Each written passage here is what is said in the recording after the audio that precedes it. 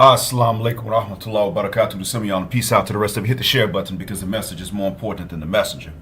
What's going on, Gale at Night? Salute to Gregory Scotland. And I want to thank Nonchalant B for letting me know how the first time the opening video was ever played has worked out. I'll give y'all credit. That song belongs to Scarecrow Beats. Now, I bought a license years ago. I haven't been able to locate them lately to try to buy or renew it again.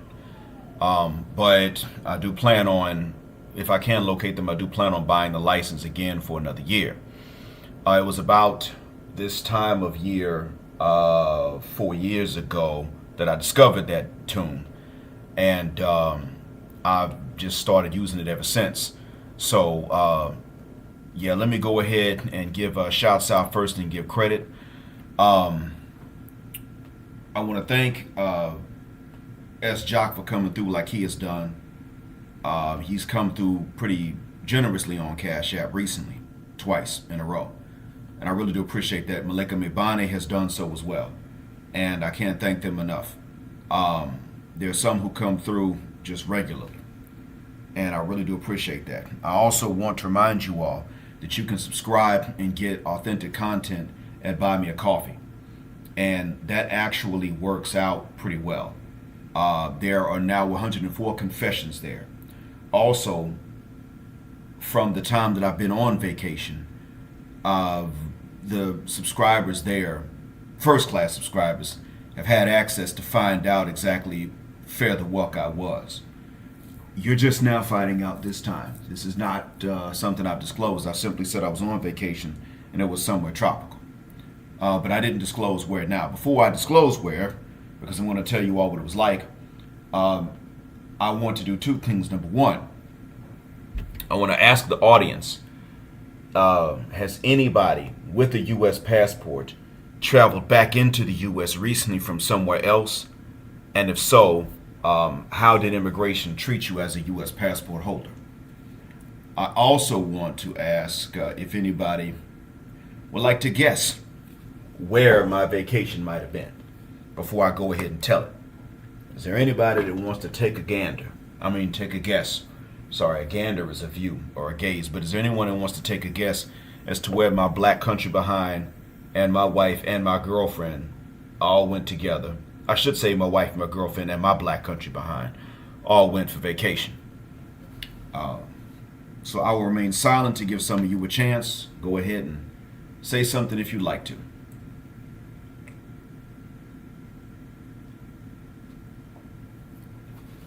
I should probably play a little something to keep some of y'all entertained while I am in the process of awaiting. So, yep, tell you what, let me go ahead and play this one then.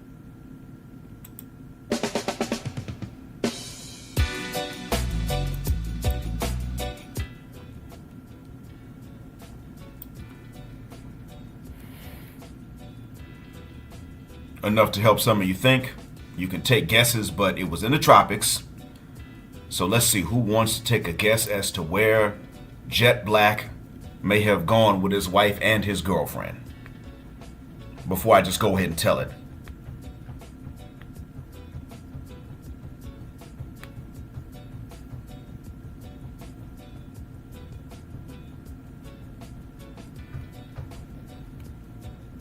Geechee Man, how's everything?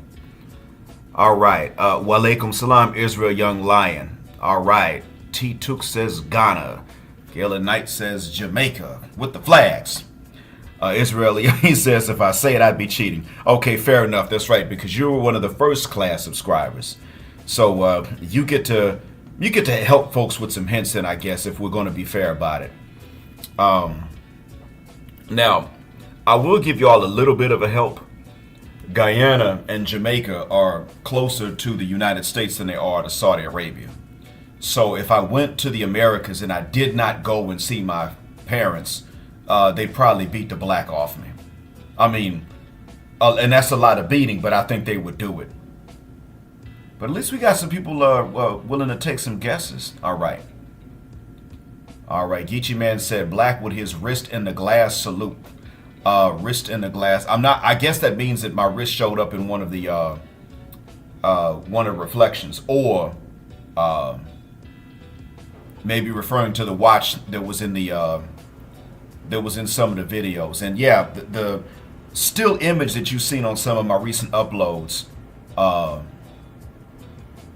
does have a watch. It actually has a watch I wear and bracelets. So if you ever think you might have seen jet black somewhere, like traveling in the airport, and you really ain't sure, but you think you might have, oh, okay, wrist in the glass. I should have known that was because wrist in the glass. I should have known, but they didn't use it on the coast though, the actual coast where I came from. I mean the Gulf Coast, because you're from the southeastern coast. So yeah, I guess we could say on the Creole coast they didn't they didn't use that, but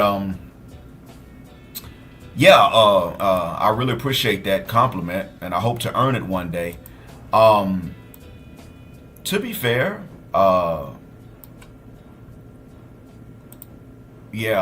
be fair, I did in fact put that. I did get a nice watch. Got it years ago, probably. Let me see, probably 7 years ago at this point. It was a gift from a family member. So yeah, if you see somebody wearing both of those on the wrist, one on each wrist, and that ring, then that means you met Jet Black, because I'm the only one wearing those in combination. So let's see here. Any other guesses?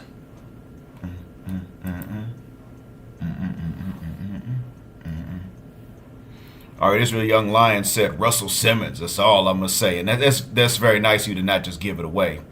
Now, the thing is, we got a lot of people. Let's see how many are looking at 11 now. Yeah, we got 11 now watching. So we should have more guesses than this. Don't start doing y'all like I do my students. Come on, y'all.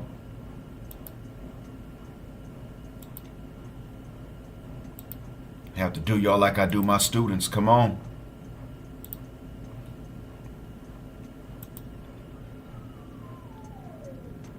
But there should be some more guesses than just this. Okay,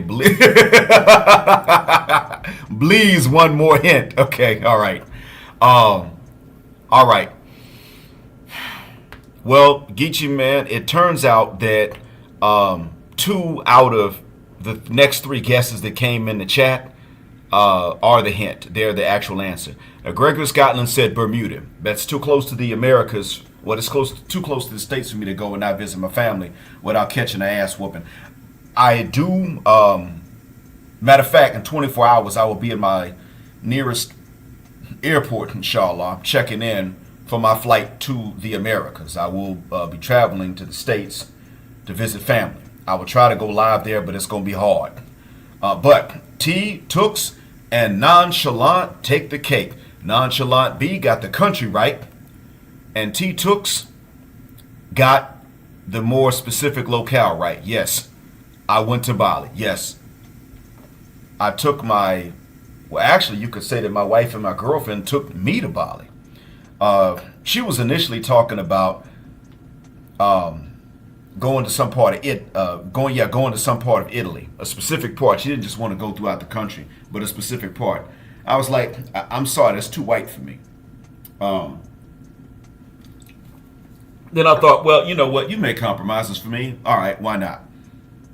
And then we looked at the price, and she met up with a travel agent. She came back and she said, we can go to Bali for a lot less. I said, you know what? Yeah, let's hit up the tropics. And she does not regret it. Now, some people are like, wait a minute, your wife and your girlfriend, you took them on the same trip? Effing right I did. They're the same woman, for those who don't know me. For those who do know, well, y'all already knew. Gail and Knight already knew that. She knew. She was like, so how were you and your girlfriend and your wife doing on the vacation? And yeah, she was right. I mean, girlfriend is the wife. Wife is the girlfriend. And as a matter of fact, today, my wife's mom landed here because she's going to visit my wife while I'm visiting my family. So I'm flying to my mom. My wife's mom flew into her. But she was already next door in the Emirates visiting my brother-in-law and my sister-in-law. So in any case, it was, wasn't unreasonable for her to jump on a plane and come over here and visit us in the country next door. So we got her from the airport today, and they're not right here right now where they're not where I live right now, because girlfriend and wife checked moms into a spa so she could be spoiled for a day before coming here, and I'll be out tomorrow. So in any case, I went to the spa to help, take the bags in, and when I got ready to leave, come back here, because girlfriend and wife is staying with moms. So when I got ready to leave, I gave my wife a hug in front of her mom, and I just started smothering her cheeks with kisses in front of her own mom. She started laughing and giggling. Stop embarrassing me in front of my mom. I was like, oh, your mom knows what the deal is. Give me that cheek. I stopped trying to get away.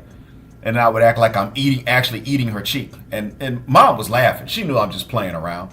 And I went and gave mom a good night hug, and then came on here. Did the last of my packing, started laundry, and fired this up so I could tell you all about Bali.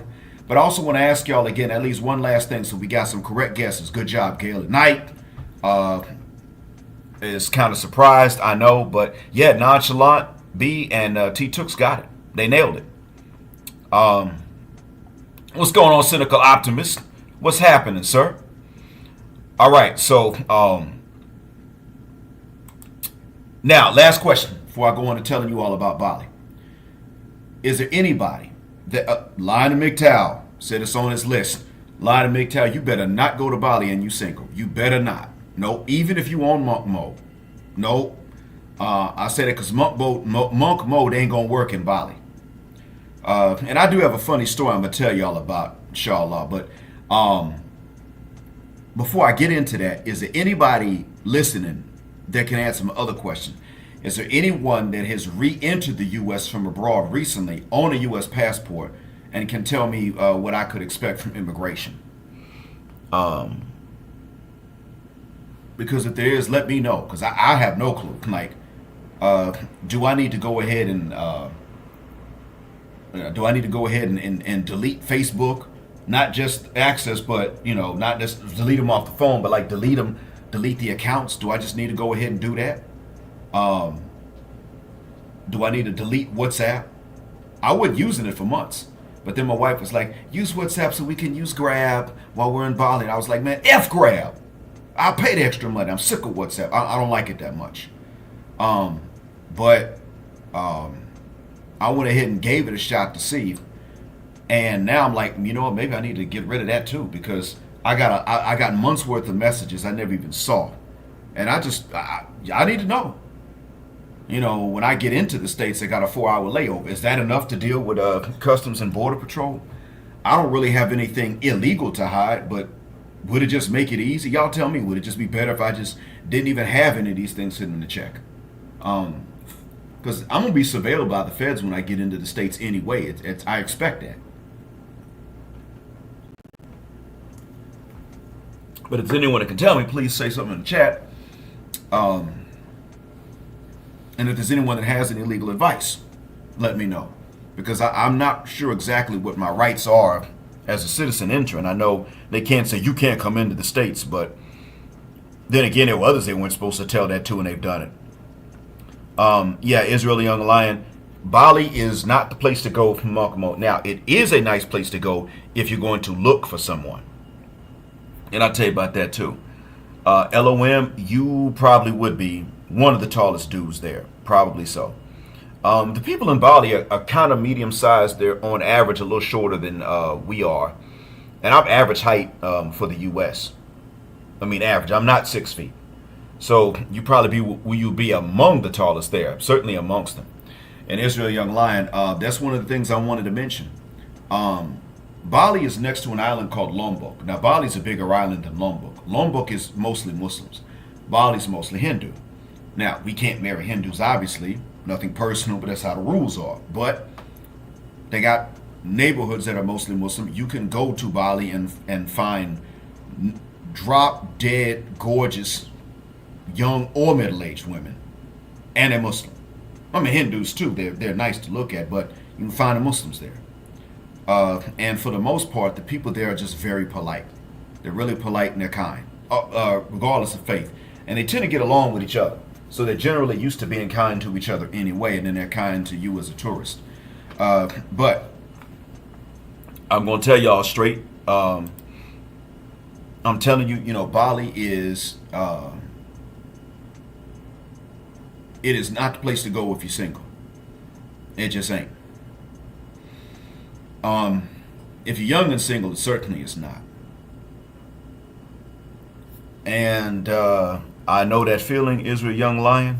And if you can, I hope you turn that skill into something that can work outside the country for you too, because that does make a big difference, a huge difference. It really does.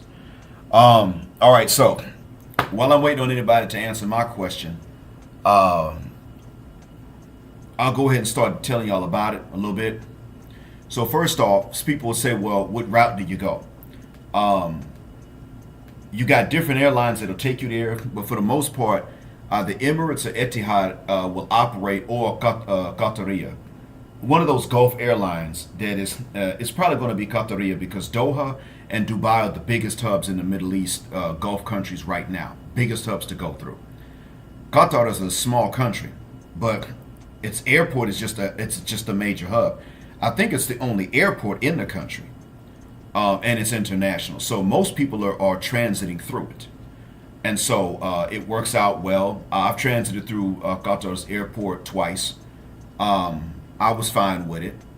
Qatar Airlines, what's going on? No news? Salute to you too. Qatar Airlines has been voted one of the best. It was the one that I started to take last year when I went to the States. The problem was that it was American Airlines that was going to fly from Qatar to Philadelphia. So the American Airlines crew canceled the flight going to Qatar. So and that's because they were on strike, or they weren't. Some of them were on strike. They were like, we haven't been paid, so we're not doing it. So then I was in Qatar, stuck overnight, and Qatar Airways made good on that, and they put me in a hotel that night and put me on the next flight, even though it was American Airlines that effed me up. So they cost me a day seeing my family. Yeah, I was pissed, but Qatar Airways made good on it. American Airlines was on that BS, and Qatar Airways put me in a nice hotel. It wasn't, I wouldn't say 5 stars, but it was 4, and it was good. It was efficient, clean, and technically wired, and it had a pool on the roof. So I was like, okay, bet, right? And then I landed in Philly, and they got me. The next day I landed in Philly, but because I was late by a day, I didn't get to catch the flight going into the Gulf Coast. So I was like, yeah, I like for y'all to finish getting me home. So then dude was like, okay, listen, we're going to put you on a flight tomorrow going through Charlotte. Yeah, screw y'all for that. And he said, we're going to put you in a La Quinta. And I was like, man, after the hotel in Doha that they put us in, American Airlines put me in a La Quinta in Philly. I said, man, okay, it's kind of clean, but an old hotel when you stay in one. I said, man, shuck this fit. And the breakfast was ham. I said, oh God, no, man, no. Qatar Airways did me so much better. So I'm gonna tell you that if you do fly around, Gulf Airlines tend to be pretty good. Etihad, Emirates, Qataria. My wife said Oman Air is good, and Saudi is good, but they're getting expensive. Them ninjas are not playing. Bahrain, I don't think, has their own air. I believe Kuwait Air does exist. It has its own airline. But the main ones are, in terms of quality, the Saudi, and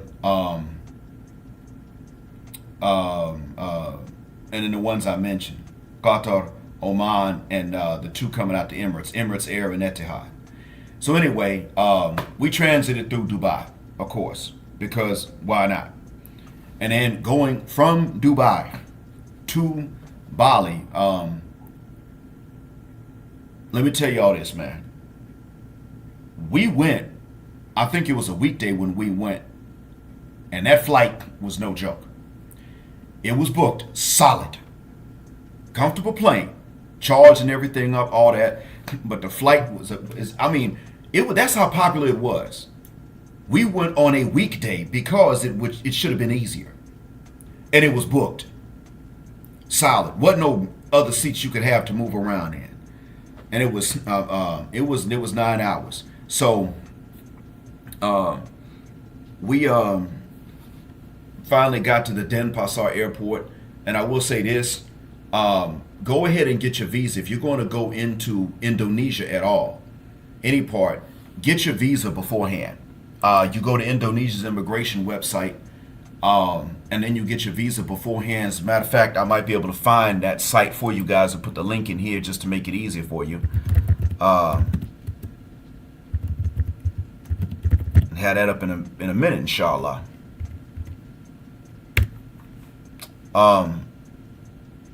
So when you go into Indonesia, you can get the visa on arrival if you like, but it's better to go ahead and, it's much better to go ahead and get it early. Now, this is the link. What's going on, Chaos Rain? What's happening? All right, so this is the link to Indonesia's immigration website where you can go and get the e-visa.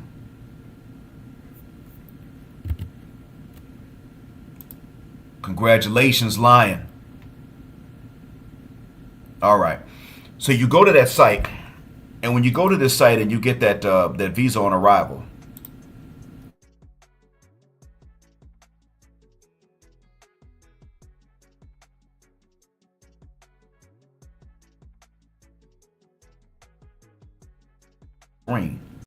okay, all right.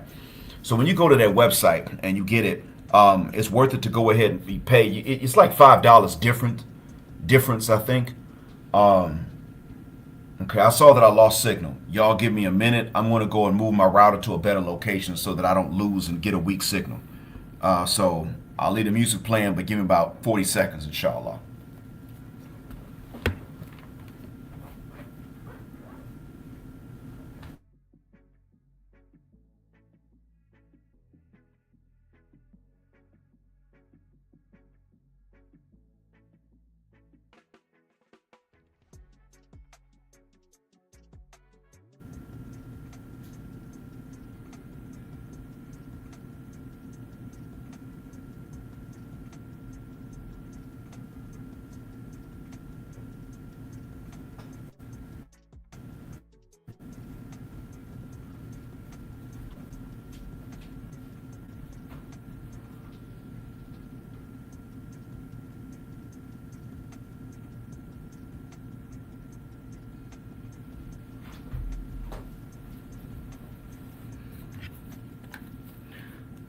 All right.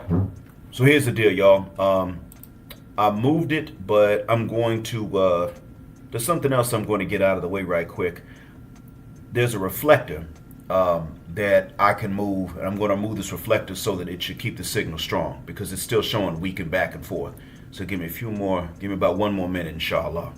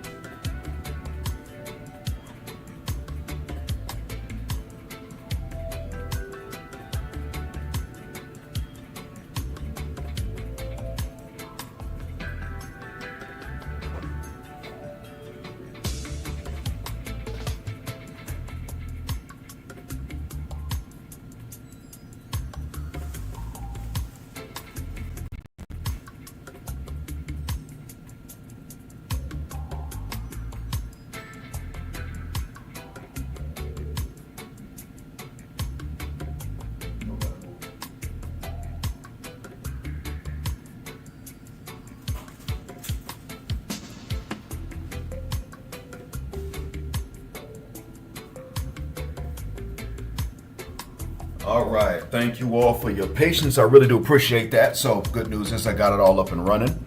I got the reflector in place. Signal staying on point for now so far. And so, getting back to the travel, and thank y'all for waiting. I really do mean that.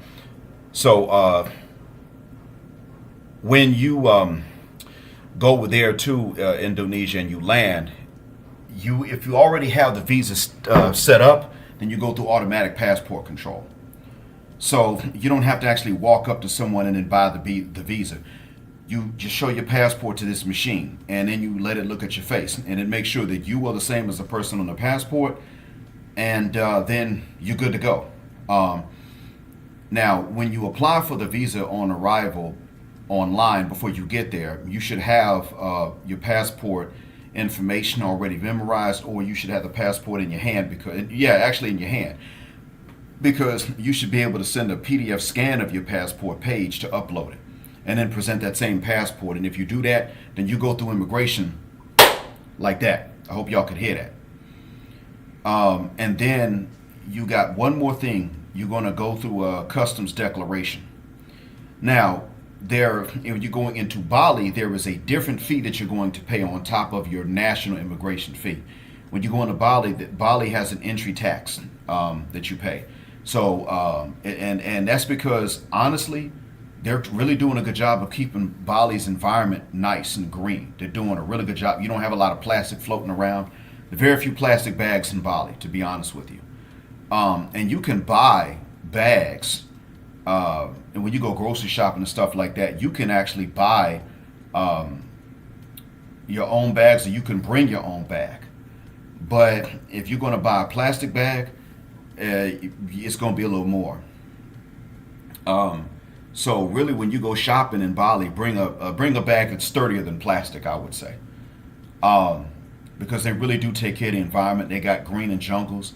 So I'm going to tell you all a little bit more about where we stayed. So we got in and we went through customs and all that, and we had a ride arranged already. It was better that way. And but once you clear customs in the Bali airport, which is called the Denpasar Airport, or the full name is not important. It's in a place called Denpasar, which is the capital of Bali, and the airport code is DPS for when you're doing your bookings. So the whole name of it, don't worry about it. I think it's in LBRY International, but you don't have to memorize that to book it. But once you get out of customs there and baggage claim, then you're going to see all these cell phone stores, and you can get your SIM card there. You can get a local SIM card. I would say this: a lot of phones now have two SIM card capabilities. One for the physical SIM, and the other one is an eSIM. I got one like that a little while ago. So you can get the eSIM, and you all know how the eSIM works anyway. Bali is not, Indonesia's not fully on that yet. In Indonesia, they still have a lot of physical SIM capability, but they can only activate eSIMs on phones that were manufactured in Indonesia. So you might be like, well, you know what, I got an eSIM, let me get a local number on the eSIM. No, you're taking a phone from outside the country, ain't gonna work. No, sorry. So go ahead and keep your regular number on the eSIM, and then get one of their local ones. And then not only that, but what I found also was that the internet might work for like an extra day. That I was supposed to have it for 10 days. I had it for about 11 and a half. I mean, I had it all the way up until we left the country to come back here to Saudi. Now,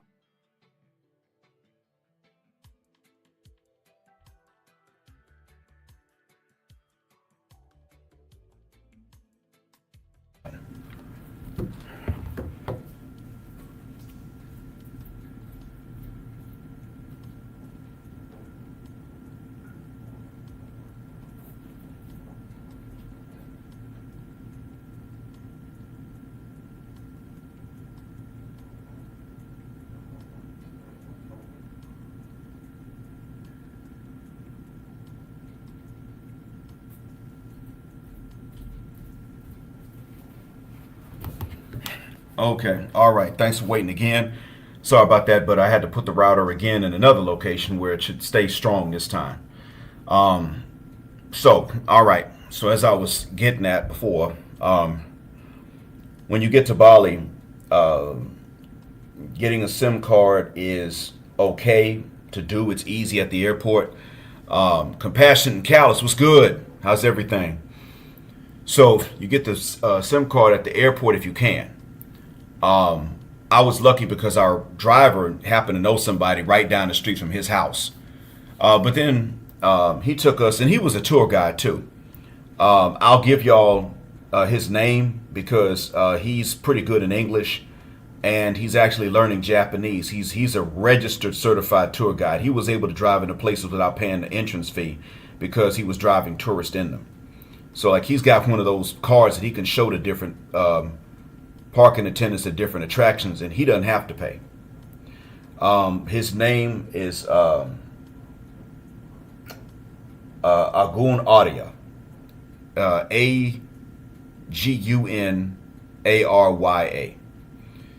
If you tell him that Jet Black referred him, he's not going to have the slightest clue who you're talking about, and that is perfectly fine. He's got plenty of tourists that come to him both for driving and for actual guides.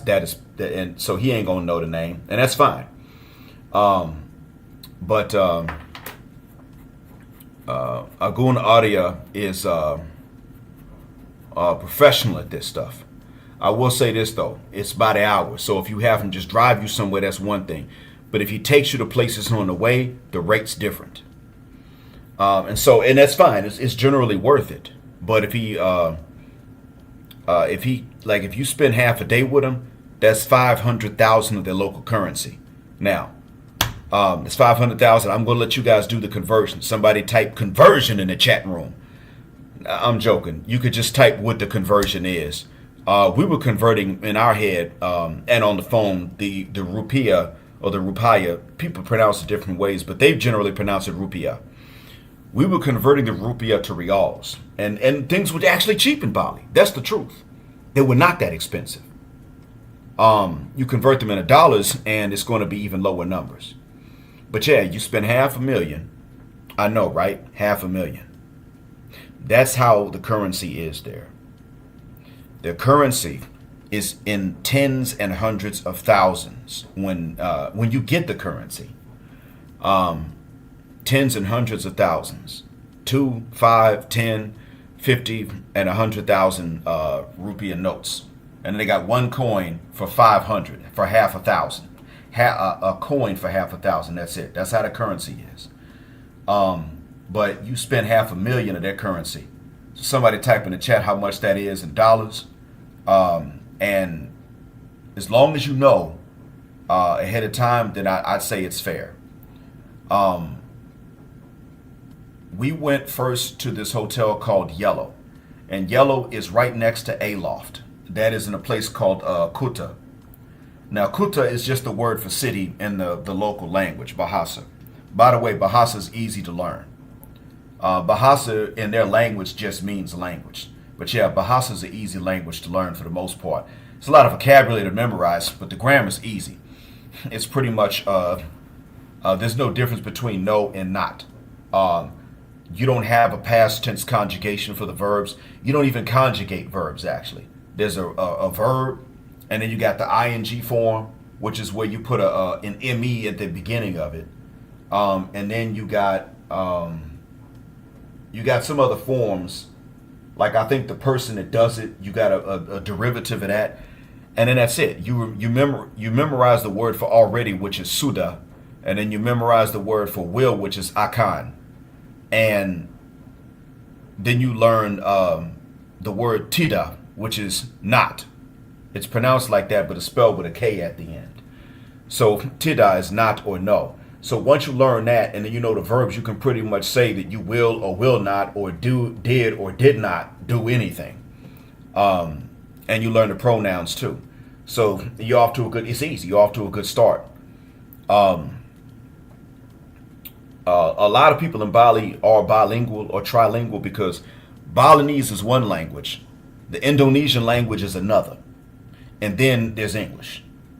And a lot of people there do have mistakes in their English, but they can speak enough of it to where you can communicate with them. And not only that, but go ahead and download the Bahasa Indonesia language on your Google Translator before you get there. That's a good thing to do, so that if ever the internet is far away from you, or you're far away from a good reliable signal, you can still translate things that you need to do. It did make conversation easier when I got some people that just could not speak English. And most Grab drivers are bilingual, at least bilingual in Bahasa and English. Some are trilingual. There's another taxi service there called Bluebird. Now, it's easier to use Bluebird. You don't have to have WhatsApp to use Bluebird, but or you could use Bluebird with a local phone number. You don't have to have, yeah, you could have a local phone number. You could use either one easily. But if you use Grab, it's probably going to insist on going through your WhatsApp. But Bluebird is pretty professional. You always know the Bluebird card when you see it because they're painted that way. Like Grab, you gotta look at the car model and the tag number, and then he pulls up and you gotta flag him down. Well, with Bluebird, it's like, okay, no, you see him, you see them down the road. He turns the corner, he slows down, you flag him down like, yes, I'm the ninja that ordered you, and you show him the phone and you give him a confirmation code, and then y'all take off. It costs a little bit more to take Bluebird, but it's not that big a difference. The thing I liked about Bluebird is that I can give whatever name I want. So I decided to use the name Jet. I'm jumping in. Are you Jet? Yes. Mr. Black, thank you. What is your confirmation code? Well, thank you for asking. My confirmation code is 57. And they type it in to start the trip. The yellow hotel is a good start. It is not fancy. It is clean. They do take care of you. They are nice. It is right next to a mall though, and that mall. All right, so yeah, 500, half a million rupiah is $30 US, and $1,000 is 16,411,603 rupiah.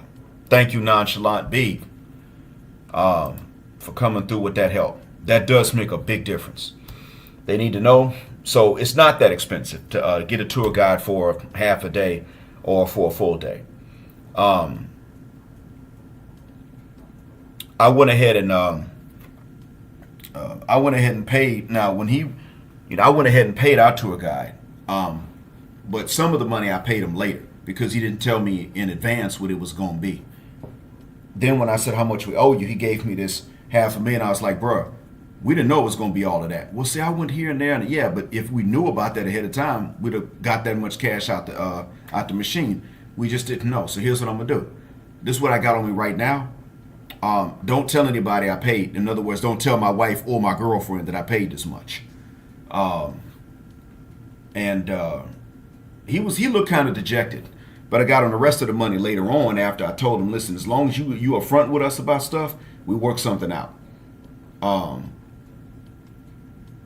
was just letting them know. I mean, you can't be surprised at no black folks, Africans or African Americans. It don't matter. You can't just surprise us like that. Even if it's chunk change to us. Because obviously we learned back home not to enjoy surprises too much because one of them ended in a 3-month-long cruise to 2 continents, and we've never been back home since. So yeah, so there was that. But yeah, he's good. He's good for the most part. He's quite good. The Yellow is a good place to stay because it's next to the mall. I forgot the name of it. You don't even know. You walk out the Yellow, like you wake up, you walk out, and then you turn right, and there's the mall. And most of the mall is outdoors. And they have entertainment inside the mall and stuff. They got different coffee shops, and it's mostly a lot of tourists there. But it's right across the street from this beach, and the beach is nice. So,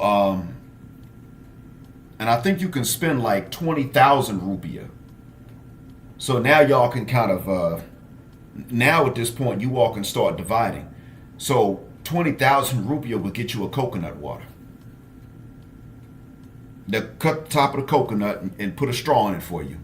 And you need that because, man, Bali is humid. Indonesia is humid. And so is Malaysia. I'm letting y'all know that right now. They are humid. They're muggy. I love it. I'm not going to sit up and say it reminds me of the Gulf Coast. No, Gulf Coast kind of reminded me.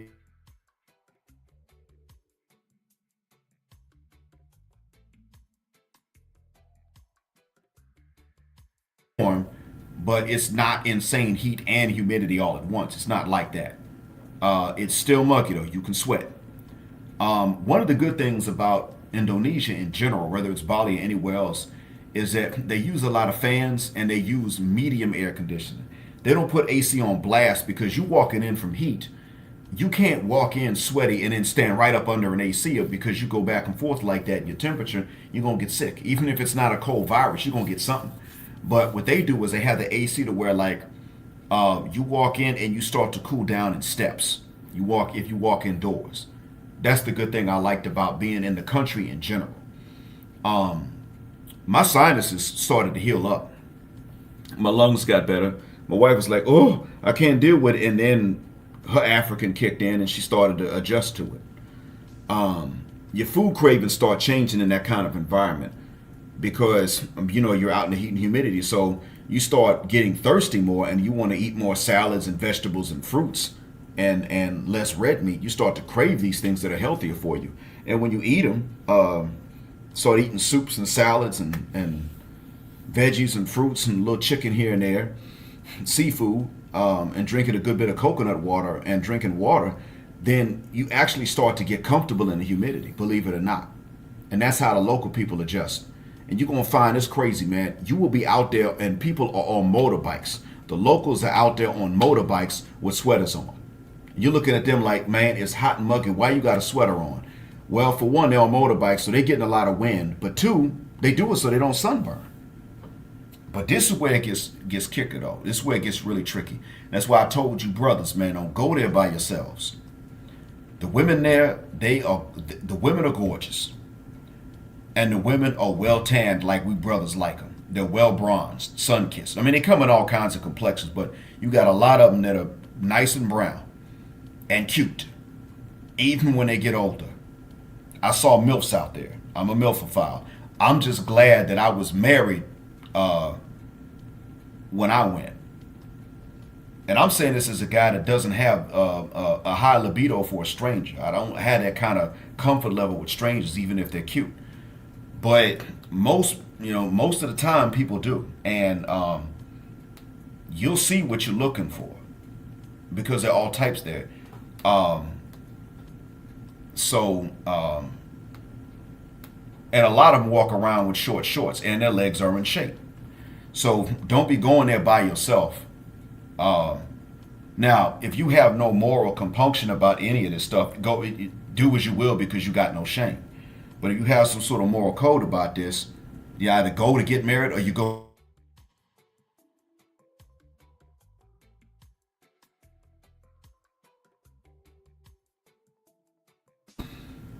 So everybody's riding around on motorbikes. All right, I see my signal went down, so I'm going to pause for a bit until it goes back on because I might be borging. All right, was I borging just a few seconds ago, guys?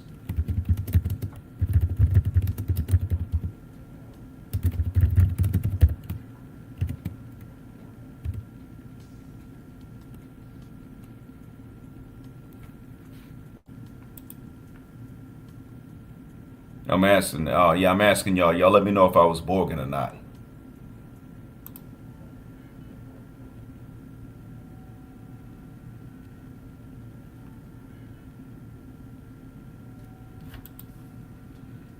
Okay, all right. So, all right. That's part of why when I see that signal goes low, I'm like, no, bro. I'm not going to continue that no more. All right, hold on a second, y'all. Let me give a shout out to S Jock because S Jock came through again. he came through quite generously on the Cash App. And you all know I really do appreciate when people do that. So I'm going to look for that sound effect that I can play. There it is.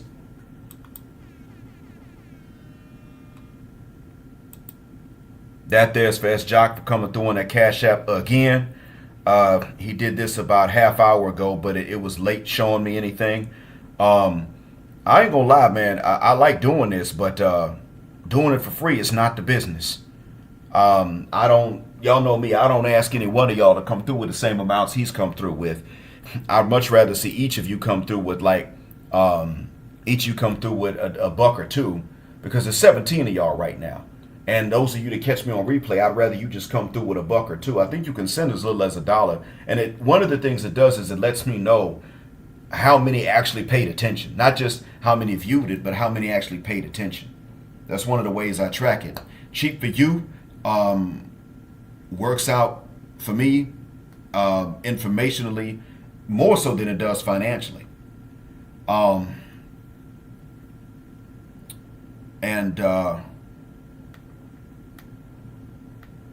So getting back to this, the Yellow is a good place to stay if you want to hit up that beach, because hitting up that beach is nice. It's good exercise. I like swimming.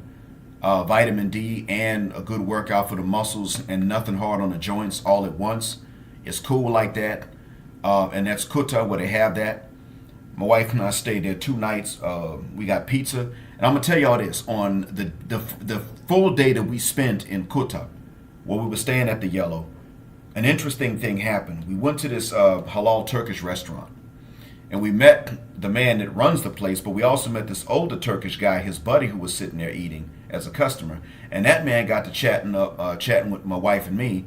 And he was like, man, I'm so happy that I came here. He was married to a Balinese Muslim woman. And he said, you know, my kids are grown and life in Turkey's gotten cold and harsh. It's been bad lately because the economy got bad. And the women are not forgiven when the economy's bad. That was what he said. I said, uh-oh, this has affected Turkey as well. He said this in response, not to me, but to something that my wife said. My wife was like, yeah, I visited Turkey years ago. She's talking about before she met me, well, before she married me. She said, I visited Turkey years ago, and I got to tell you, man, I went twice. The first time I went, and everybody was real nice and helpful. And the second time I went, excuse me, and everybody was just so busy they couldn't help. And the man said, yeah, the economy got bad, and the women don't forgive. So the men are on these treadmills trying to get enough money to make the women happy. And I just said, forget about it. The economy's not going to get any better. And my wife was stressing me to F out. I ditched her. I told her to kick rocks. My children are grown. So I said, man, I'll go somewhere else. I came here. It's always warm. I met a Balinese lady. I married her. I'm happy every day. I'm smiling at people. And it's true. In Bali, people smile at you. Just being polite. If you see each other long enough, in passing, you'll smile. One of you will politely smile and the other one will smile back. I don't smile at strangers like that normally, but in Bali, I started to. Not so much with the tourists, but if I saw somebody black from anywhere or I saw a local, one of us would give the other a polite smile and the other one would return it. I was like, oh, this is great. This is nice. Now, I'm not saying everybody's walking around saying hello to every stranger, but they are friendly and polite. And then it dawned on me, you know what? I'm not even here. People ain't even raising their voices at each other unless it's just a loud environment, and they're only raising their voice because of because of sound interference. Other than that, people ain't raising their voices. Yo! Started to notice that after a while. And the Turkish man was talking about just how happy he was being in Bali and being married to his wife. I said, and I thought about it. I said, okay, you know what? Now that was our first full day in Bali. Period. First full day. I said, yo, bruh, you don't understand, man, but, you know, there are a lot of people in the West that actually agree with that. And he said, I know, and I'm not going to tell him about it either. So in any case, I told my wife, listen, sweetheart, when this word gets out, there are going to be more tourists here, and they're going to be, and they ain't just all going to be tourists. Some of them are going to be quite a few are going to be looking for wives when they hear about this. So she said, well, I guess so. I mean, listen to his story. And I told her the reason that a lot of this is going on is because women in the West, and you didn't like it when I said this last time, but I'm going to say it again. The women in the West, because they don't do what you will do, they're losing their men. And his wife doesn't know that she won a competition, so to speak. She doesn't know that. She was being polite and being how she was supposed to be. But we know. He and I both know. And so anyway, yes, LOM, when you say money market accounts, if you mean currency exchange, yeah, they have plenty of those everywhere, actually. But I don't really know, other than that, I don't really know what a money market account is. I don't know much about stocks. I should, but I just don't know much about them. So, nonchalant, I'm going to answer this question by telling you what happened the next day. No, I'm sorry, 2 days later. And then you'll know exactly what it was. All right, so first, my wife and I, when we finally checked out of the Yellow, we went and stayed in these villas in a place called Ubud. Now, Ubud is very green. I mean, it's people live there, but it's got a lot of green spaces even in the neighborhoods. So we went and stayed in these villa. We went and stayed in a villa complex. We stayed there 2 nights. We got the floating breakfast included. They had a pool in there in the back, but the pool was too damn cold. I was like, man, shuck this fit. This ain't no damn pool. It's a freezer. What the fuck's wrong with these ninjas, man? And how does the water get this damn cold in the mother cuss word tropics? Like, I could not swim in that mother cuss word. I was pissed. The villa was nice though. And so anyway, my experience there was pretty nice. We had a view of the jungle, so to speak. Yeah, we had a view of the jungle, of a jungle. It seemed like it. Now, there were some houses in the distance, and you could see the lights at night. I could see the rooftops in the day, but most of it was a view into these woods. And the funny thing was, the sounds of the woods actually had, it included a bird that sounded like zebras. If you all have ever seen the nature documentaries and you hear how zebras sound, there was a bird sounded just like it. So it was like looking at a jungle, but you could hear the savannah in another continent. It was strange like that, but it was relaxing as long as you didn't get in that cold ass water. Telling y'all, man, I got in that water. I thought I was gonna lose my nuts. Thought they were gonna have to amputate them. I got right the F back out. So that villa was nice, but here's the kicker now. This way it gets a little funny. So the full day that we spent, my wife and I were walking down the street, and the street would take you to the it's not a temple where the monkeys are, but it would take you to the monkey preserve. Now, if you go to Uluwatu Temple, the monkeys are aggressive. But if you go to the monkey preserve, those monkeys are not aggressive with people for the most part. So the street would take you to the monkey preserve, but we had already been there the day before. But when we were coming back up, these ladies said massage, massage, and they were sitting in front of an alley. Now, my wife likes massages, but she's not going to have no strange man doing them. If she never met me, she still wouldn't do that. So my wife was like, okay, bet. How long do they last? And the lady said, this price for an hour. So my wife negotiated. She's a negotiator when it comes to that. She knows how to haggle. So then she said, okay, bet. When they agreed on the price, my wife said, bet, I'm going to the ATM. The lady said, if you leave and come back, we're going back up in price. My wife was like, but see, that amount is that's all I got right now. I have to go to the ATM when I'm done. The lady said, well, you can go when you're done. It's your business, but you can pay us that right now and save some money. So, my wife was like, all right, fine. So she took them up on it. So then we thought that they were sitting in front of the business where the massage was offered. No, They walked down the alley about 2 doors. And so my wife and I were following the ladies, and I said, I don't see nobody walking out. So I just put in my head, okay, if somebody jumps out to rob us, I'm going to have to get the drop on in, because all I got to do is act like I don't know what's coming, and then I can surprise anybody that thinks they surprising me. That's what I was thinking. And my wife's Muslim, wears hijab. I got a beard, so I was like, they know this ain't no stupidity. They know we're not paying for play. So if they try to rob us, my conscience is clear, and I'm not scared to go meet God. So we got in there, and the masseuse, she was the prettiest chick out of all of them. My wife's masseuse went into another place with her. I could hear my wife talking, but I couldn't see her. I sat down in the waiting lobby. Nonchalant B.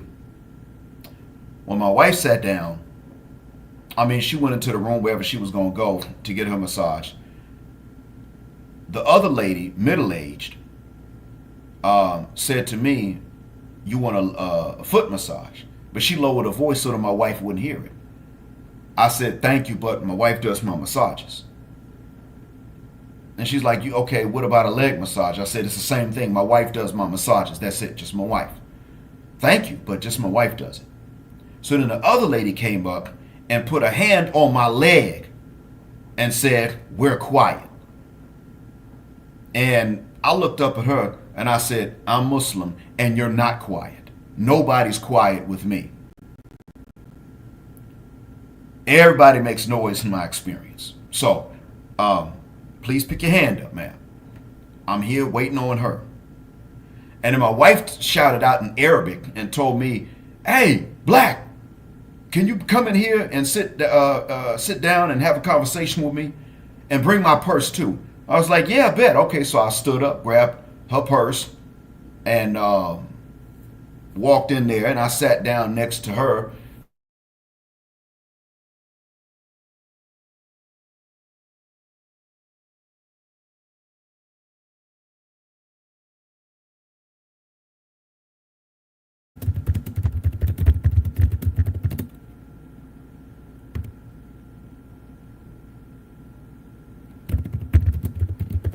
I'll start speaking again when the signal gets strong. Okay, all right. So the signal's back to strong, so I'll continue on. Lady was massaging her, and I was talking, but I straight told my wife, look, they offered a leg massage, so there's something else going on here.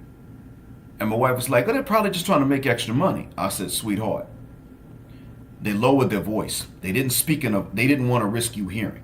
That's the first thing. Second one is that one of them touched my leg and said, we're quiet. She didn't say, I'll be quiet. She said, she's quiet. And my wife bust out laughing. She was like, quiet with you? Oh, God, no. So she was cracking the same, she was pretty much saying the same thing I told the lady. Like, no, that's not the case. So, see, my wife didn't believe that she first didn't believe what I told her. She didn't get it at first.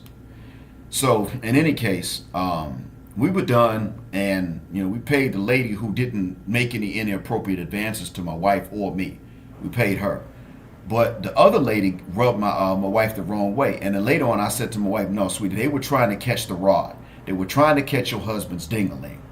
I'm telling you. So, from now on, you need one. I'll do it, not somebody else. Because even though your masseuse was professional, her colleagues were not. And my wife was like, okay, we'll do that, but they probably were just trying to give you a massage and get extra money. I said, see, you still don't get it. All right, well, so anyway, that's what it's like, nonchalant. The women understand there. I don't know about the cold approach. I really don't know much about it. But I do know that because it is an option that you could just go and buy a massage and get everything done, the women that are not into that either have to just be completely honest and just not really, they either got to compete with that or they gotta maintain a completely different market. Those are the options for them. Now, you ask about cold approach. I rarely know about that in an environment that's new to me, because I haven't cold approached really in decades. As a Muslim, I get married, but I don't do the cold approaches. Sometimes I get cold approached. That happened in Malaysia online, but in person, nobody would dare. However, what happened here in Bali, well, 2 days later, my wife and I were we checked into another villa because it was in a different part. It was in a place called Seminyak. And that was actually probably the best place we stayed, because there was a lot to do not too far away, and the pool that was in the villa was not cold. It wasn't heated, but it wasn't cold. So she and I could swim. She cracked me up. She was like, "You gonna swim naked?" I said, "Sweetheart, we're in a villa. They can't come in when we got the door locked from the inside. Close your mouth. I feel like doing that, so what? Matter of fact, you are too." "No, I'm not." Excuse me? Who's paying for the villa? So, but Seminyak was nice. Now, here's the thing, though. One day I decided, well, I'm going to go to the Bali Zoo, because I like nature photographs anyway. And my camera can zoom in to where I could get the wildlife without really reflecting that they're in a zoo environment. Possibly. So I said, let me try it out. You know, I'm conservative like that. I can't go into an actual jungle where Tiger Reserve is, because the drive was too long. There's one problem in Bali or Jakarta. The traffic is not light. It ain't always a traffic jam, but there are no freeways in Bali that I know of. So you just got these regular surface level roads. You could be going 16 kilometers away and it takes you an hour. An hour. Ain't no freeways. So I went, took an hour. I was willing to take an hour ride to go to the Bali Zoo. But the first day that I was going to go, I got Bluebird. I picked Bali Zoo, but I picked the wrong location. It was Bali Zoo Tattoo Parlor. I didn't know that. So the driver dropped me there. I was like, this ain't no damn zoo. But that's the ride I picked. So, you know, I was like, you know what? You follow the instructions. I'm not blaming you. I got out. I said, I'll just walk somewhere else, right? It was Ligian Street in Seminyak, or close to it. That was my mistake. I did not know what went on there. So I was walking up, and this dude on a motorcycle says, hey, you want a massage and boom boom?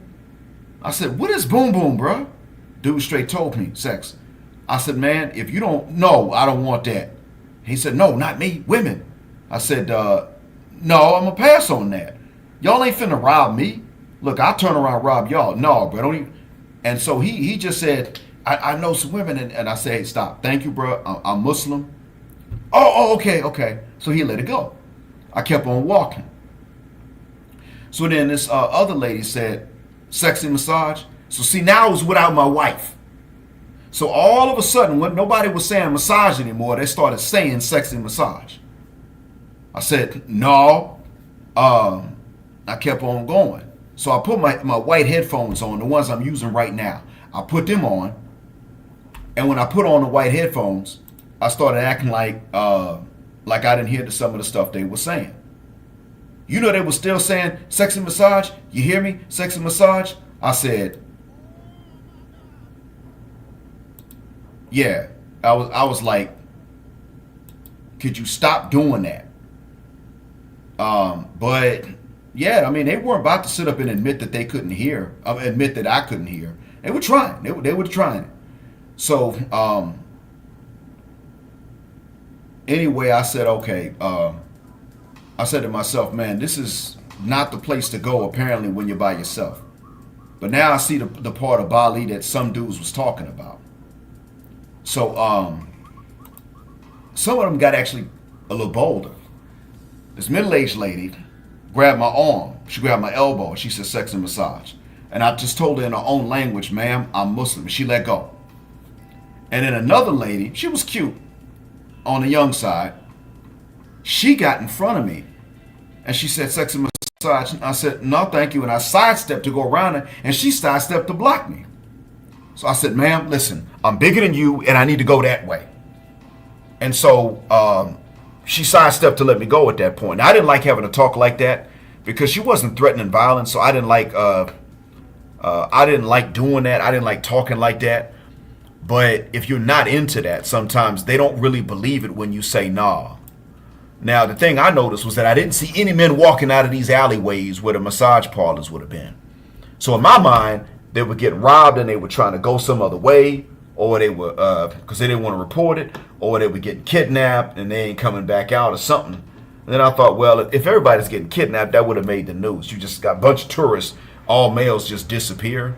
I mean, it would have hit the news the way that we know that you get scoped in Colombia and Brazil and the DR if you get the trash chicks, and you don't have to be a gringo for that to happen.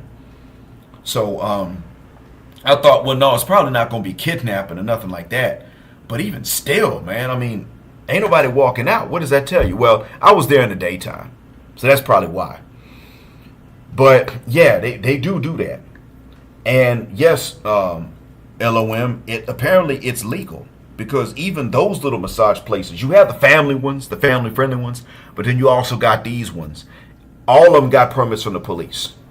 One of the drivers told me that. As a matter of fact, the driver that actually took me to the zoo the next day, the real zoo, told me, no, they all got permits. What it is you didn't see anybody walking out because, one, it was in the daytime, and two, usually those dudes buy 2 hours.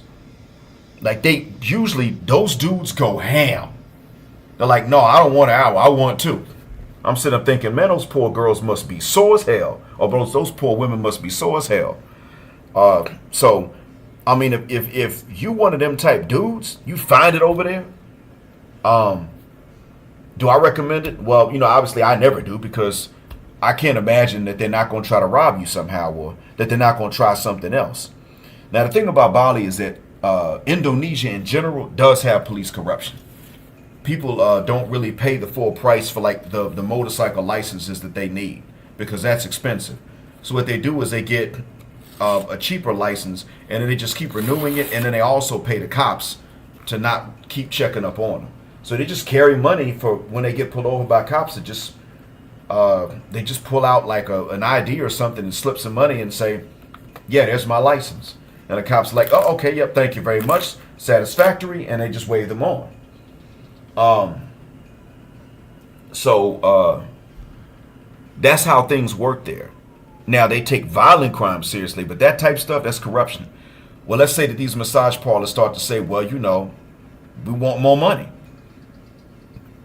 So we're going to agree to one price, and then later we're just going to raise it. And if he doesn't agree to the extorted price afterwards, we just call the cops. Well, what happens then? I don't know. I wasn't going to find out. So there is that side of Bali, and I had to go. I let my wife know, look, sweetheart, from now on, we're sticking together. There's not going to be a day where you go off to your own thing, even if you're going shopping. No. Because if they come to me like that as a dude, I don't know what somebody would say to you. And she said to me, well, when I went shopping by myself, nobody harassed me. So I got more harassment for financial reasons than she got. That's real. If women harass you trying to earn that money, so what? But dudes don't harass women there. So I said, okay, I get it. I see it. So in any case, but there are guys that go there, and when they get married, apparently they're happy as hell. So I can see that happening too. That's what Bali was like in a nutshell. Now, Seminyak was nice. You had a mall not far, a close walking distance. If you were going to ride to the beach, you could. We didn't go while I was there because we had a pool anyway. Breakfast, you could get breakfast included at some of these villas. The ones I can recommend are Elitia Villa and Wallace Spa. And I'm going to write their names in the chat right now. Elitia is in Ubud, and Wallace Spa and Villas is in Seminyak. And those places, yeah, they're pretty nice. Now, our last night in Seminyak was interesting. We found a seafood restaurant around the corner from where we were staying. Oh, the other thing about Wallace in Seminyak is that you got these laundromats all up and down the street. So when you start needing clean clothes, and you're going to need them in that humidity. When you start needing them, you just go into one of them laundry spots. Some of them are 3 hours, and then some of them will do it in a day. And it's not expensive in terms of U.S. dollars. So they got a lot of 7-Elevens too with ATMs inside, and people ain't out there robbing. One thing about it is that Bali was safe. People ain't stealing stuff because the Balinese don't want nobody stealing because of the tourism. And if somebody's from another island and they steal, all the Balinese and the security are going to beat the snot out of them. They don't play that because they don't want their hustle to be messed up. They do not want that. And so, yeah, to answer your question, LOM, I did not see any Silat dojos. Now, I wouldn't know the name of them. I wouldn't know the word for it in their local language. So if I saw them, they were probably written in a local language, and I just didn't know what the translation was. But I didn't see any labeled as such in English or in any language that I know. So in any case, so yeah, Bali was quite safe. I mean, my wife actually forgot. She was trying on different rings, so she took off her own ring and then left it on the counter. Didn't buy any rings from the jeweler lady, and she came chasing us back to give my wife her own ring back. And I said, oh, that's some serious honesty, even when they ain't got that kind of money like that. That's some serious honesty. That makes a lot of difference. Yeah, she was, she and I both were impressed by that. So the last night that we were in Seminyak was going to be our last night in Bali too. And around the corner from the villas, we found that seafood restaurant. And so we were eating, and my wife saw this brother on the inside of there ordering something. And she said, yo, that's one of us. I looked over my shoulder, and there's this African-American man. I found out later American. At first, I could identify him by race easily. And but I didn't say nationality or not. But my wife said, no. He's African-American because those are the only ones we're seeing here. We ain't seeing nobody. Like, have you seen a Jamaican here in Bali? She was like, come on, Black. You seen a Guyanese or a Sudanese here in Bali? Or one of my people? I was like, no. She said, yeah, exactly. Everybody black here is from America, maybe Canada. And how many black folks they got in Canada? Okay, touche. So then she said, okay, so holla at him. I was like, sweetheart, and say what? I mean, I'm going to go inside to pay them the bill. So if he speaks, I'll speak. I'm not going to bother the man. Come on. So anyway, I went in and I spoke to the lady in Bahasa to tell her, man, that fish was good. I translated in Bahasa to say that fish was so good it'll make an atheist say amen. That was translation I gave in Bahasa, Indonesia. And she and her colleagues cracked up at it. And then I thanked and I paid the bill. And when the man walked out, he said, how you doing? I said, oh, what's going on? How's everything? So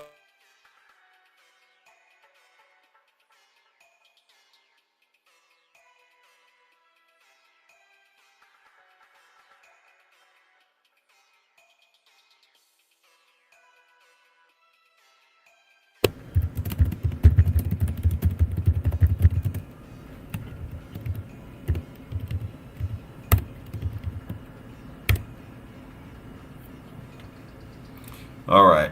Okay, signal's medium now, so I'll go ahead and start back. So I came, when she and I were leaving, I saw him sitting on one of the motorbikes. And I said, excuse me, sir, for interrupting, but I'm just wondering how long did it take to get a license to ride one of them? And then he said, who needs a license? And he straight told me. He said, when they stop you, they're not looking for a license.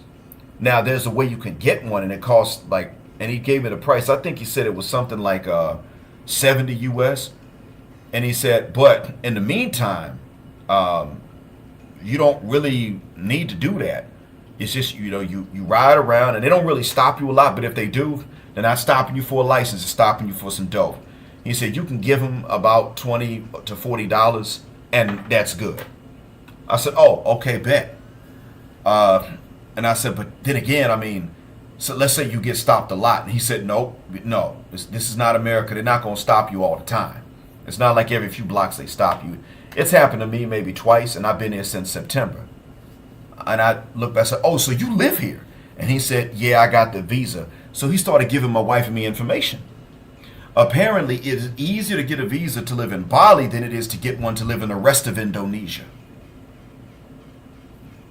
So, as you know, immigration is a federal thing in any country.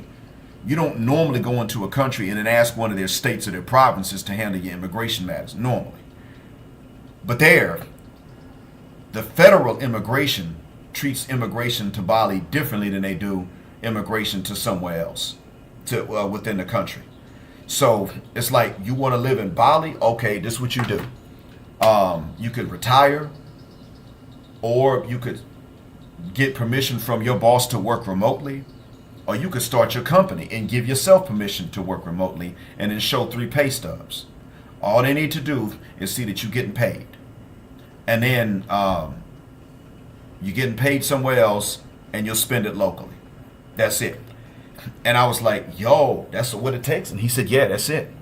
So, and he said, I've done it. I went and got the things that were needed. And they're not going to process that unless you got everything. They don't send it through in the computer system for you to get a visa unless you have everything done. So when I finally got everything the lady said that I needed, I went back and she said, okay, now I can send it on through. So, and I said, okay, so when the visa comes in, do you just keep that with you all the time? He said, you could, I guess, but I mean, you get it in the email. And he said that he went back to the States in December to sell stuff off because he knew the visa was going to come. And while he was in the States, his visa came through his email, so he had a copy in his phone. So he just showed it when he got back. That's going to Bali. Now, I'm telling y'all this because I don't plan on living there. That ain't my thing. I like visiting. It's cool. I wouldn't go without my wife, like I'm saying, unless I was going to marry someone else. But Bali is good to visit. The climate is nice if you like that heat and humidity. A lot of seafood available. So even if you're like Israel Young Lion and you got to eat halal, or like me, you got to eat halal, or you like Lion in MGTOWN, you got to eat kosher. You got options to do it. Seafood's widely available.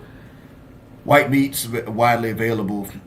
You got halal places, so you can get lamb and beef if you want.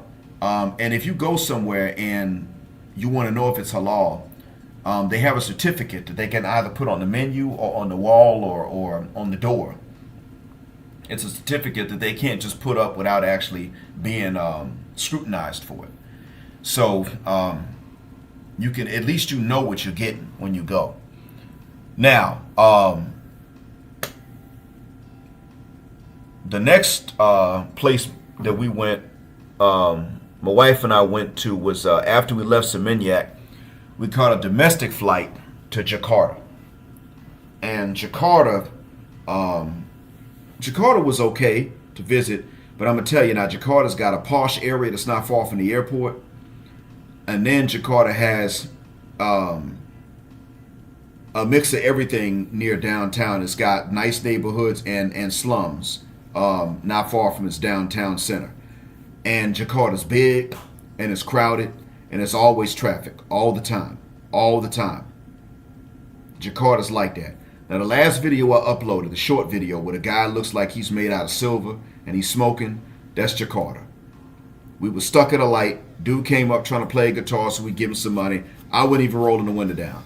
I wasn't engaging with that. But I did notice.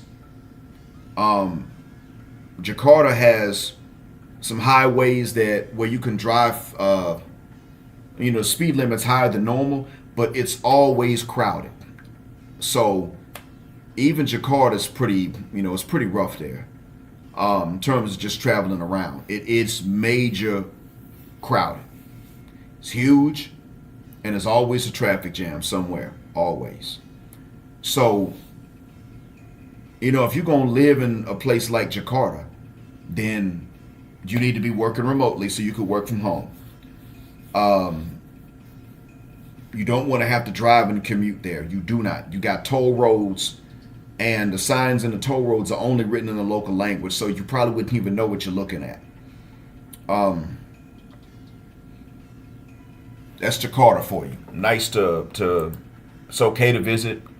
My wife and I stayed not far from downtown in a pretty nice hotel.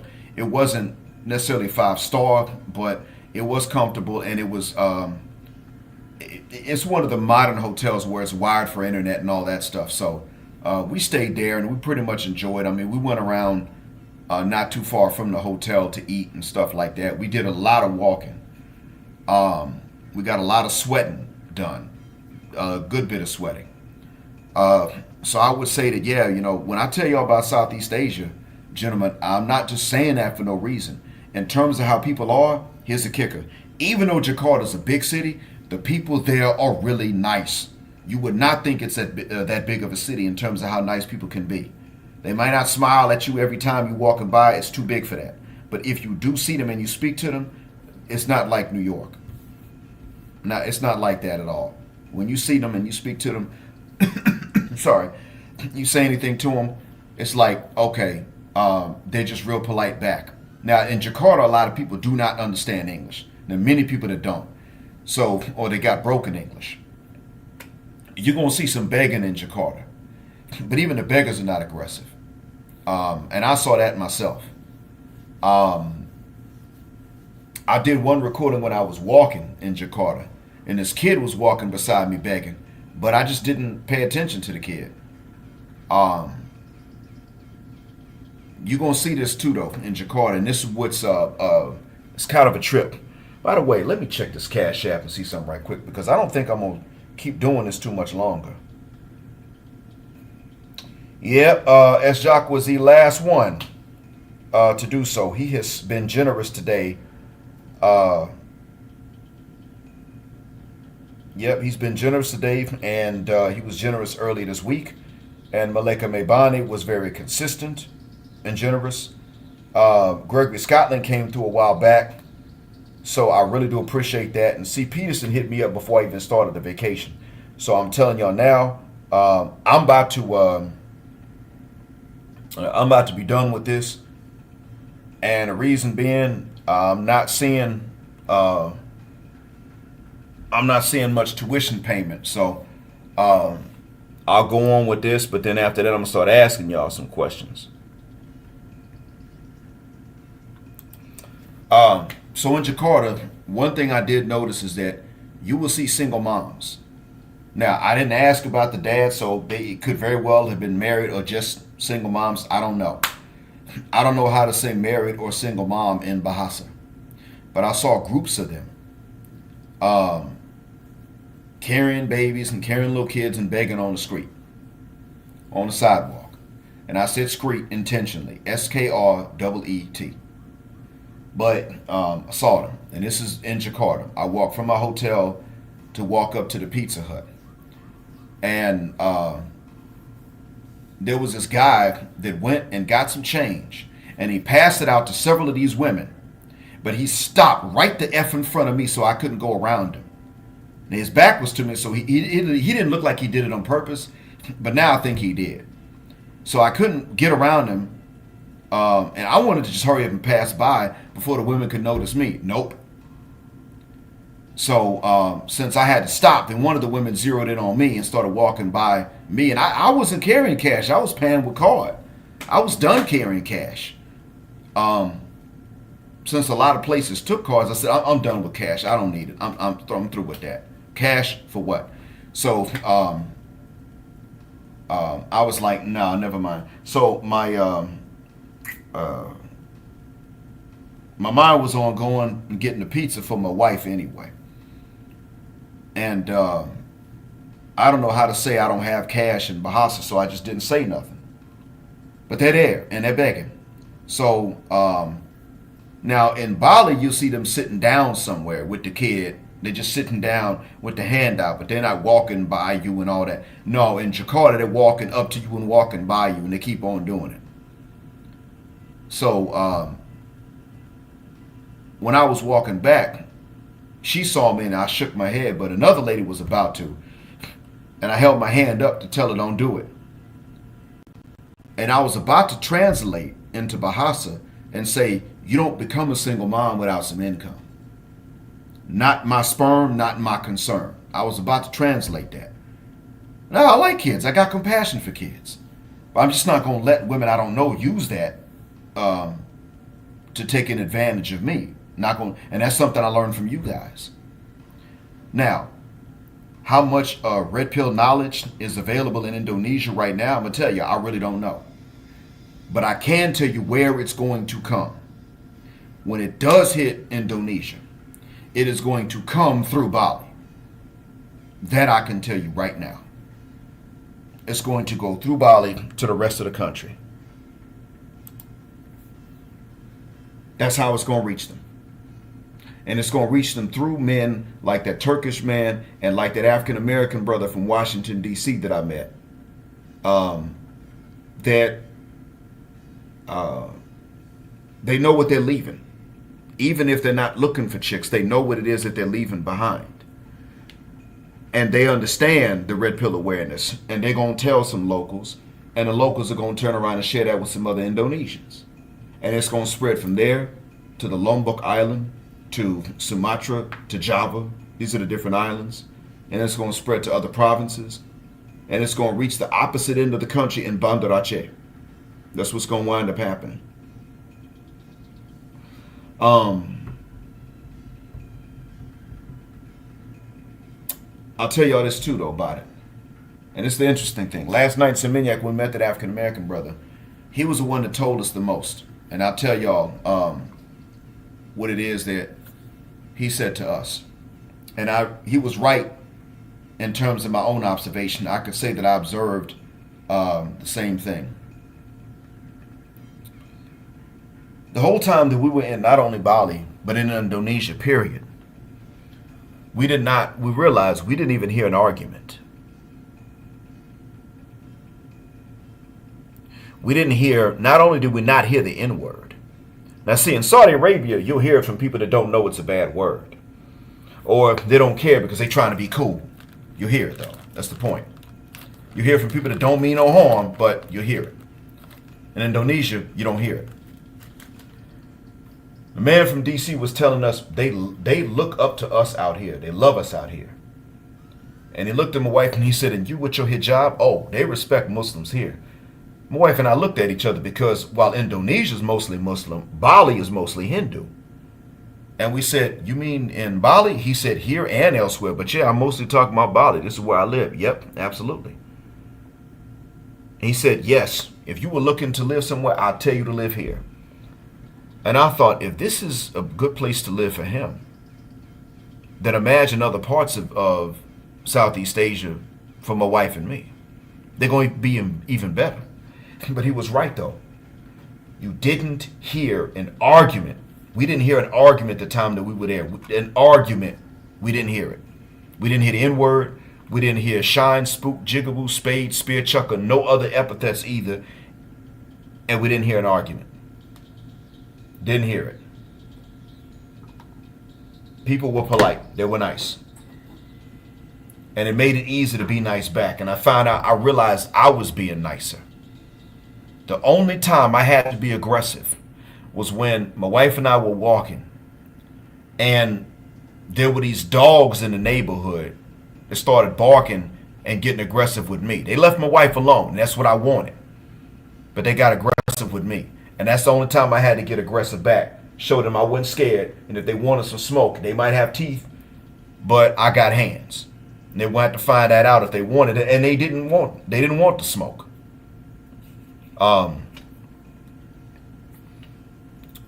So getting aggressive with dogs was the only aggression that I had to show. That was it. I never had to be aggressive with a human being. Of any race, of any faith, of any nationality. I didn't have to be aggressive at all. And it dawned on me, yeah, you know what? People here ain't even being that stupid.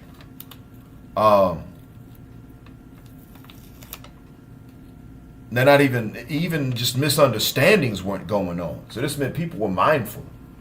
I said, yeah, you can't beat this. Okay, bet, cool. Um, so if you all are looking for a nice place to visit, if you're looking for a nice place to live and you can work remotely, um, Bali seems to have something for everybody. You're Muslim, you can go and look to get married, and I'm sure you can afford it. And then you're legally cleared to stay in the country anyway. If you're not, you could go and look to marry someone of the same faith. And if you're just going to pay for play, well, that's there. But I'm not going to tell you to get into that because I'm sure that at some point there's going to be a problem that's never actually free, and it's never just the price you think you're paying. Fornication's never that cheap. But once you have a steady income there, it is a very low stress place to be. Very much so. And it's not expensive. People do wish that they could live there. And I saw a lot of, Bali was just full of foreigners. Most of them were visitors. But there was some of them that were on motorbikes. And that means they had to live there. Here's the other thing. The black folks that you see, most of them are American and they're not there illegally. The brother from DC told us, I meet Australians here all the time, and I don't know what the hell they're doing, but they're there illegally. And they don't care. They're looking around, but if they do get caught, they just got a 3-hour flight and then they're back home. And then they'll just, they'll probably just apply for another passport and try to come back if they don't get banned from re-entering. But they don't care. And I said, oh, wow. And they don't even try to get married to stay in the country or anything. He said, no, probably not. I don't know why. And so when he was saying Australian, and I said, and you're not talking about the original Australians, are you? He knew what I meant. He said, nope, I ain't met none. But I know. I said, I ain't met them. I don't meet them. No, I'm talking about, and he pointed to something that was white. He said, I'm talking about those Australians. And they're here illegally. So I said, well, that's how they got to Australia in the first place. They didn't exactly go through Aboriginal immigration. And he laughed and he said, no, they did not. And now they're here doing the same thing. They really think they can just go wherever they want and just disobey the laws. That's how a lot of them actually feel. But it ain't us doing that. It ain't us. And the locals here know it. He pretty much said the locals here understand you are not breaking immigration laws to stay here. You get respect. And I thought, damn.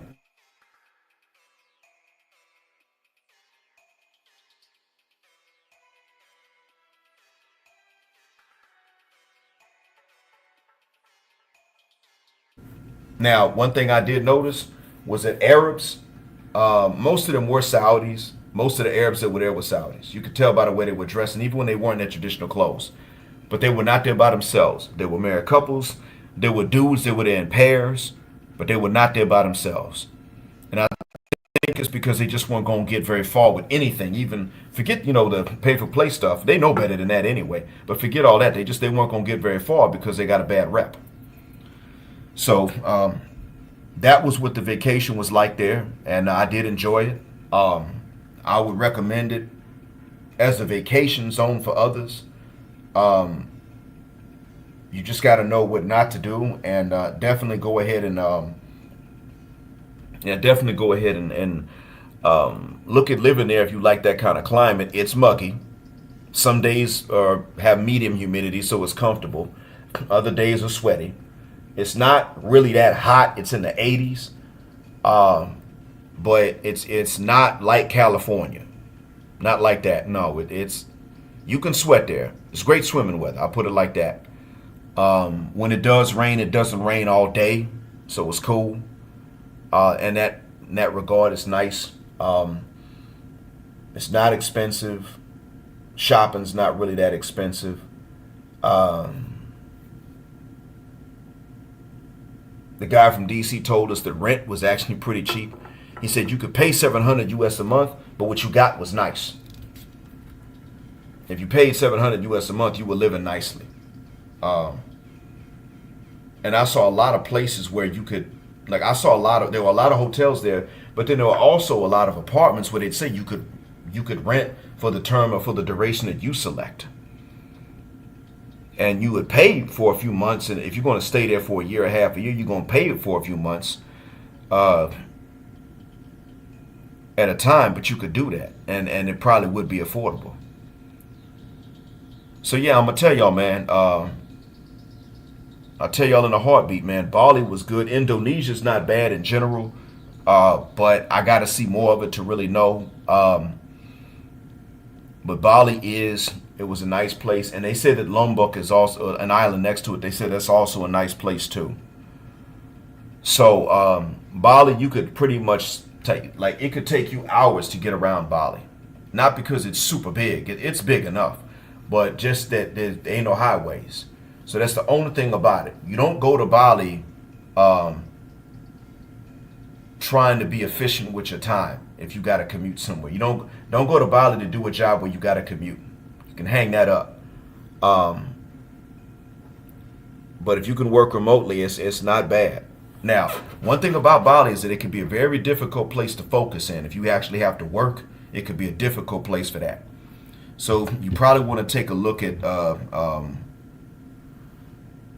if you got something that's automated and you don't have to be mindful of it that much, then you might consider staying in Bali. Got income and it's automated, then go ahead. Or if you really are disciplined enough to work certain days out the week and then just take it easy on the weekends, then it's worth it. The language, I don't know how the Balinese language is, but the Indonesian language is not that difficult for the most part. The biggest problem with the language is that you got some words that are just long. And of course, sometimes people speak really fast, so you don't know what they're saying, even if you're trying to learn the language. But grammatically, it's easy. It's just some words are really long. That's all. And yeah, but it ain't difficult. Now, yeah, but Jakarta's not the place really to rely on people to be bilingual, unless you're in one of the posh areas. One of the nice parts of town where you know the real estate is costly. I've heard of English teachers living in Indonesia, but I don't know which parts they lived in. And the other thing too is that they don't really make a lot. You know, you come here to the Gulf to make more money teaching English. So if that's your hustle, then that's not really the place to go to work a job if you're really trying to make some money. If you're trying to relax, go on ahead. That's the business right there. Absolutely. That's as much as I can remember about Bali and about Indonesia in general right now. I'll say this about the airports. Jakarta's airport, it's nice. But one thing about the airport, I'm going to let y'all know right now, its air conditioning is not as strong as what you would think. So if you got a long flight ahead of you, you might want to go ahead and put some kind of body powder on as soon as you finish your shower and before you head to the airport.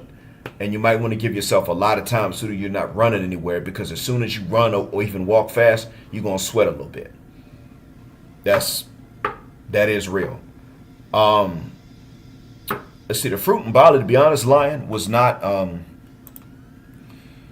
hell, I mean, you could get fruit salads and stuff for, I'd say probably between 5 to 10, depending on where you went. Now, I remember somebody advising that you don't get fruit that's not heated up.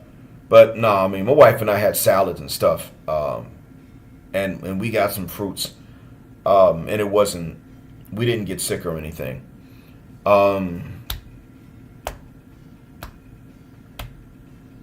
so, in terms of how much though, yeah, I mean, it was, I'm trying to think. She and I got we went and got a whole mango for what was 15,000 rupiah. So let me find out what that is right now. 15,000 rupiah, that was. See, I want to do that conversion right now for you. But man, y'all, let me tell y'all something right quick. I still don't see nothing else in the Cash App ever since S. Jock came through. And like I said, I'm just asking for one apiece. That's it. All right, so 15,000 rupiah line of MGTOW. Oh, damn.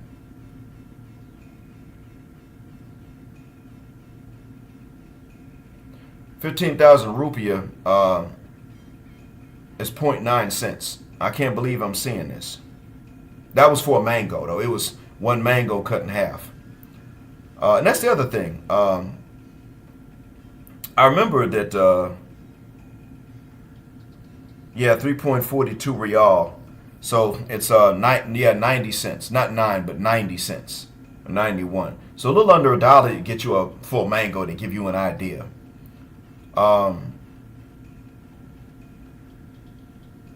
We ate the mango and we didn't get sick or anything from it either. So yeah, yeah, it ain't expensive. U.S. dollars, it's not costly. It's not. If you're collecting rent in the States, then yeah, Bali's a really cheap place for you. Just if you collecting rent, you ain't got to pay a mortgage on it. Bali ain't much. It ain't much of nothing. So it's worth it to visit, and then you can see if you like living there, if you like the thought of it. If you got a medium income, it's certainly affordable. A medium income by state standards is certainly affordable. Now, I'm going to ask again before I go, is there anybody in here that recently went into the U.S. on the U.S.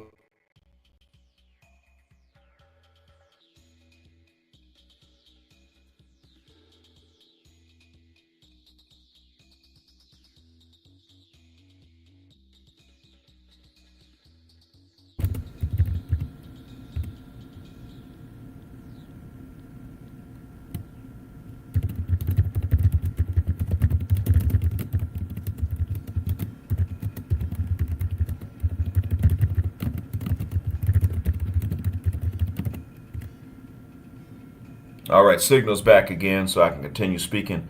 But yeah, I put the question in the chat for anybody.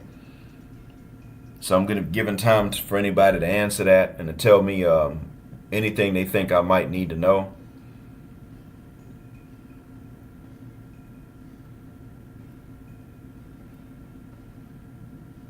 Because in about 24 hours, I'll probably be boarding to start my trip stateside.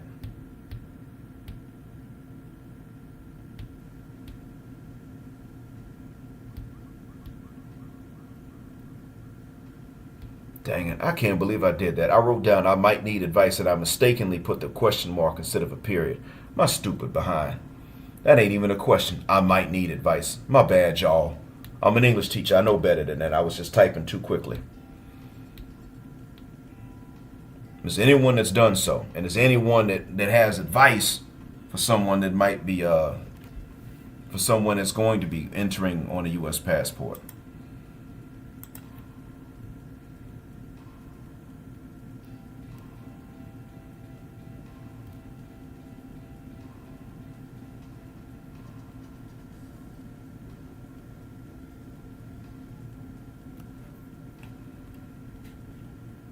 Now, while all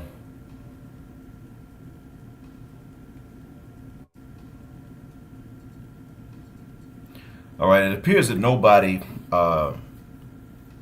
listening right now live has entered the U.S. on a U.S. passport recently to tell me what it's been like. That means that this is over. Meaning this live stream. I don't really have anything else I'd have to cover right now. I'll probably do another one at some point when I'm in the States if I find the time. But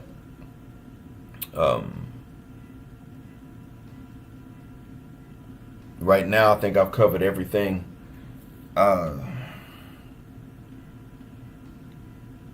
If there's anybody here that hears this now or that hears a replay and wants to tell me anything that I might need to prepare myself for when I get back to the States, feel free to let me know in the comments section. Or you can subscribe to Jet Black Air Lounge on the Buy Me a Coffee link, and I'll put that link in the chat right now, and then you can tell me there. And as a matter of fact, speaking of that, Buy Me a Coffee link to the Jet Black Air Lounge, I'll tell y'all this, if you do get in discussions with people, or people start discussions with you about the red pill and bruhs not approaching sisters no more and things like that. Let me just tell y'all that you could go there and subscribe. First, of course, First Class will let you see everything. And 104 confessions right off the bat. And these are not links to the confessions that they can take down and